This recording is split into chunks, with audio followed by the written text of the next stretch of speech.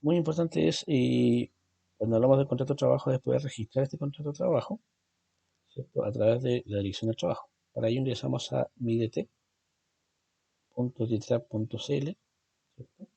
Y aquí lo primero que tenemos que establecer es validar, ¿cierto? Cómo ingresar, ¿cierto? Nuestro rol y clave de representante, ¿cierto? Ir a la sección de empleador, después ingresar al registro electrónico laboral, ¿cierto? Aquí, ¿cierto? Seleccionar el tipo de contrato, ¿cierto? Registro de contrato de trabajo. Y aquí vamos llenando las distintas secciones. Por un lado tenemos ingresar la comuna, ¿cierto? Ingreso y la fecha, ¿cierto? Desde que se empieza la relación laboral. También ingresar, ¿cierto? Los antecedentes del empleador. En caso de que no estuviera registrado, estarían todos los antecedentes ahí. Es importante verificar la actividad económica que coincida con los cargos del trabajador. Eso va a ser importante. También ingresar los datos del trabajador, el RUT, ¿cierto? El RUT del trabajador. Y acuérdense que es importante que el RUT del empleador no puede ser igual al del trabajador. Está prohibido, ¿cierto? También es importante ingresar los cargos y funciones del trabajador y dónde se van a prestar los servicios, ¿cierto? En qué comuna, en qué lugar, la dirección, ¿cierto? Para efectos de los regulares laborales. También establecer los valores imponibles, sueldos, ¿cierto? Gratificaciones, etcétera. También lo que no imponible como curaciones, ¿cierto? Movilización, etcétera, asignaciones de caja. También es importante establecer la modalidad de gratificación, si va a ser mensual o anual. ¿Cierto? Ya aparecen todas las modalidades. También ingresar a qué sistema de AFP y salud está asociado al trabajador. Damos clic en siguiente, ¿cierto? También aquí se establece el tipo de jornada, la duración, los horarios y los turnos para esos efectos. El tipo de contrato que puede ser indefinido, plazo fijo, hora faena, ¿cierto?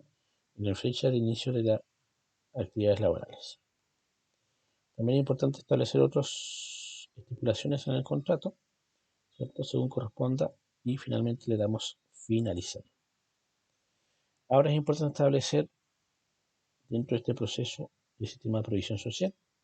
Y aquí tenemos cierto concepto de la OIT que define que la seguridad social como aquella protección de una sociedad que debe proporcionar a los individuos y los hogares para asegurar la asistencia médica y garantizada. Y ahí tenemos cierto una serie de elementos en caso de vejez, desempleo, enfermedad, invalidez, accidente de trabajo, maternidad y pérdida del sostén de alimentación o de sustento. Ahí tenemos ciertos los componentes del sistema provisional en Chile. Tenemos sistema de pensiones por vejez, muerte e invalidez, ¿cierto? Sistema de salud por enfermedad o embarazo. También tenemos los componentes dentro de esto, tenemos seguros de accidente del trabajo y enfermedades profesionales. Y también tenemos el seguro de cesantía en el caso de desempleo. Ahora, si nos referimos a la ley 16.744, que es el seguro de accidentes y enfermedades profesionales, y aquí tenemos los protegidos, ¿cierto? Son todos los trabajadores dependientes del sector público-privado, ciertos trabajadores independientes como periquineros, pescadores artesanales, conductores, propietarios de taxis, transporte de carga y pasajeros, dirigentes sindicales, estudiantes, ¿cierto? Trabajadores dependientes que además estudian. ¿Cuáles son los riesgos laborales cubiertos? Accidente del trabajo, accidente de trayecto y enfermedades profesionales. Y aquí aparecen, ¿cierto?, las distintas definiciones para cada concepto de accidente del trabajo, como accidente de trayecto, ¿cierto? Y enfermedades profesionales. Ahora, si hablamos de procedimientos de tramitación de licencia, es importante establecer que hay plazos para poder entregarla. En el caso de trabajadores dependientes del sector privado, tienen 2 días hábiles desde la fecha de inicio de reposo y deben presentar a su empleador. En caso de trabajadores dependientes del sector público, son 3 días hábiles desde la fecha de inicio del reposo y deben presentarla también al empleador. En el caso de trabajadores independientes, tienen 2 días hábiles desde el inicio del reposo y deben presentarla directamente a la ISAPRE o al COMPIN según corresponda. ¿Cuáles son las causales para otorgar licencia? Enfermedades o accidentes comunes, prórroga de medicina preventiva, licencias maternales pre y postnatal, enfermedades graves de hijo menor de 1 año, accidente de trabajo de trayecto, enfermedades profesionales y patologías del embarazo. Ahí, ¿cierto? Tenemos procedimientos para tramitar licencia. La licencia puede ser llenada una parte por el médico, otra por el trabajador, otra por el empleador y finalmente se envía a la CONPIN o ISAPRE según corresponda. ¿Ya? En el caso del médico, debe llenar la sección A1, A4 y A5 con letra de ser clara elegible, sin enmendaduras. Se debe consignar el diagnóstico, ¿cierto? Y solo como complemento los procedimientos que dan lugar al reposo. Entonces aparece la excepción del médico, la identificación del caso del paciente, ¿cierto? Los días de licencia, ¿cierto? El diagnóstico, etc. En esa sección. En el caso del trabajador, debe entregar información fidedigna para completar sobre todo el lugar de reposo, firmar el formulario, ¿cierto? Y presentar la licencia médica a su empleador en un plazo establecido por la ley. Entonces, ahí van los datos del trabajador, la dirección donde va a realizar su reposo. El empleador, ¿cierto?, se encarga de completar la sección C, ¿cierto? Presentar la tramitación, ya sea la CONPIN, su convención médica, unidad de licencias médicas del ISAPRE, ¿cierto? O caja de compensación y asignación familiar. ¿Ya?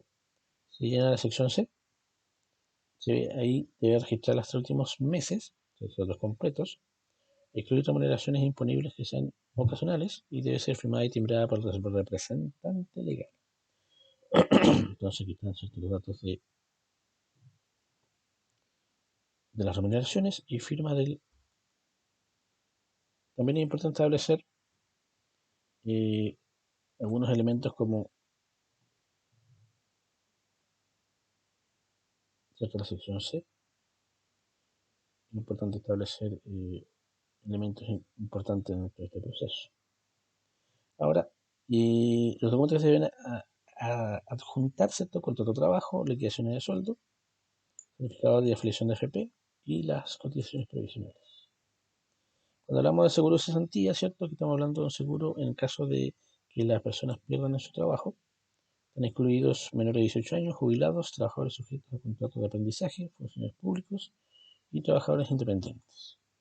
Ahí tenemos los sistemas de cobertura, ¿cierto? En caso de un contrato indefinido, al trabajador, ¿cierto?, aporta el 0,6%. En caso de contrato fijo, el empleador no pone nada, solamente el empleador entera un 3%. El sistema de salud, ¿cierto? Tenemos salud pública, que es FONASA, ¿cierto?, que establece un 7% de los ingresos mensuales. Tenemos trabajadores dependientes de forma automática, a través del registro de pago de cotizaciones. Trabajadores independientes de forma automática, al menos 6 meses de cotizaciones en los últimos 12 meses. En caso de pensionados, que gozan de pensión provisional o cualquier naturaleza y subsidio de incapacidad laboral por cesantía. Las ISAPRE, ¿cierto?, son sistemas de salud privada, ¿cierto? Y aquí tenemos trabajadores dependientes e independientes, pensionados, beneficios. Los beneficiarios son los cotizantes, cargas familiares legales, cargas médicas no legales. Las AFP, ¿cierto?, son de libre elección de cambio de AFP, ¿cierto? Tenemos los multifondos, también se pueden cotizar de forma voluntaria, con aportes mínimos, y hay separación patrimonial entre la AFP y los fondos de pensiones.